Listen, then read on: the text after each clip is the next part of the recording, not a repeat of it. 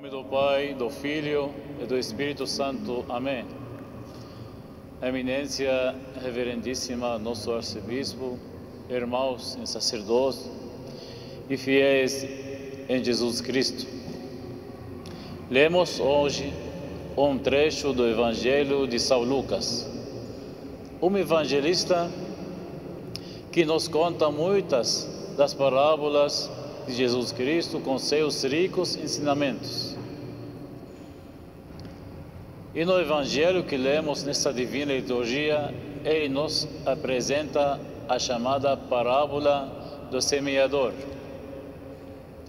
na qual, na verdade, a atenção está não no semeador, mas no destino das sementes lançadas à terra, exatamente pelo fato de que, como o próprio Jesus explicou aos discípulos, a semente é a palavra de Deus. Logo, os tipos de solo são os corações dos que ouvem a mensagem divina, nossos corações. Nas diferentes reações dos tipos de solo ao receber a semente, podemos ver não somente os modos de reação à boa nova anunciada por Jesus, mas também as diferentes atitudes com que ao longo da história a humanidade reagiu e reage à presença e à pregação dos enviados de Deus. Assim, o sentido e a praticidade desta parábola chegam até nossos dias, pois a mensagem divina continua a mesma e é pregada e transmitida pela Igreja e seus servidores. Mas vamos nos deter na boa terra, aquela que recebeu a semente da palavra de Deus e deu frutos, pois assim deve ser sempre o terreno de nossos corações, não somente como ouvintes atentos, mas principalmente como aqueles que põem em prática os ensinamentos que ouvem. E vamos tomar como exemplo para a nossa vida cristã a Mãe de Deus, a Virgem Maria, pois ela foi a boa terra, na qual a semente da palavra de Deus produziu precioso fruto. A Mãe de Deus pode ser tomada por nós como modelo daqueles que, ouvindo com coração generoso e bom, retem a palavra e dão fruto na perseverança. Para usarmos as palavras do próprio Senhor Jesus Cristo na parábola, e na Mãe de Deus o fruto se multiplicou, porque a Virgem Santíssima se tornou a mãe de todos os discípulos de Cristo, nossa mãe, e nos ensina a dizer sim à palavra de Deus, como ela disse, e nós devemos dizer sim à palavra de Deus também através do acatamento dos ensinamentos da Santa Igreja, através de nossos pais, na fé, pois eles combateram pela verdade do Evangelho, defendendo-a de ensinos deturpados e de falsas interpretações da palavra de Deus. Como aconteceu no 7º e último Conselho Ecumênico da Igreja, realizado no ano 787, na cidade de Nicéia, no então Império Bizantino, quando 350 santos padres unidos condenaram a chamada heresia iconoclasta, a qual combatia e proibia o uso e veneração dos santos ícones.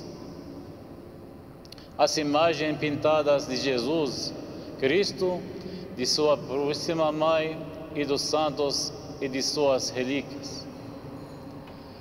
Estes santos padres nos ensinaram que Deus se faz presente também através das representações artísticas abençoadas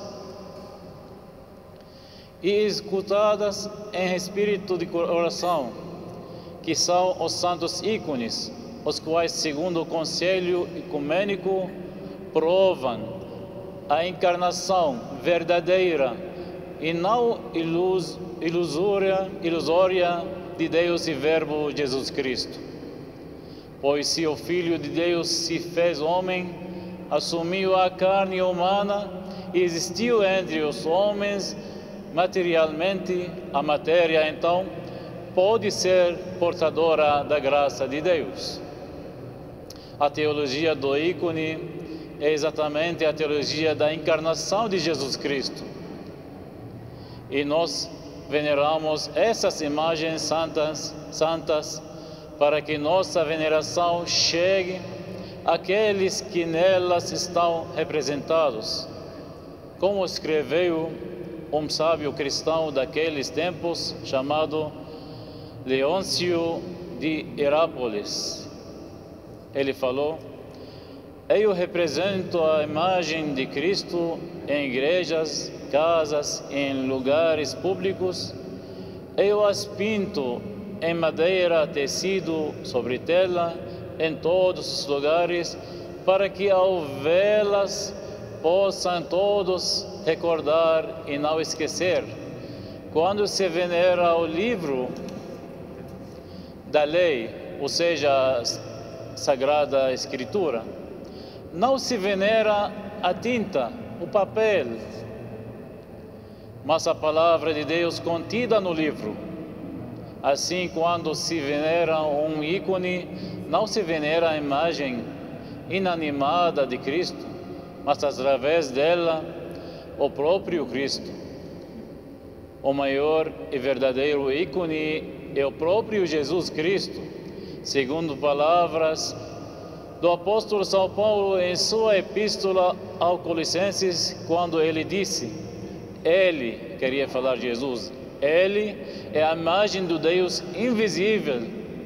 E a palavra ícone nos vem do grego e se traduz exatamente por imagem. A diferença do ícone em relação a outras imagens religiosas é que nele não se pretende apresentar quem está retratado como ele teria sido fisicamente, mas sim evidenciar a natureza humana transfigurada pela graça de Deus, algo a que todos nós somos chamados, pois as Sagradas Escrituras nos ensinam que Deus nos quer também como ícones dele, pois nos criou a sua imagem, ou seja, como ícones, e a sua semelhança. Vamos, pois, preservar em nós a imagem divina, restaurada por Jesus Cristo em sua obra de redenção em nosso favor, acolhendo a semente da palavra de Deus com coração puro e dando frutos de fé e virtude cristãs que glorificam a Deus em nossas vidas. Em nome do Pai, do Filho e do Espírito Santo. Amém.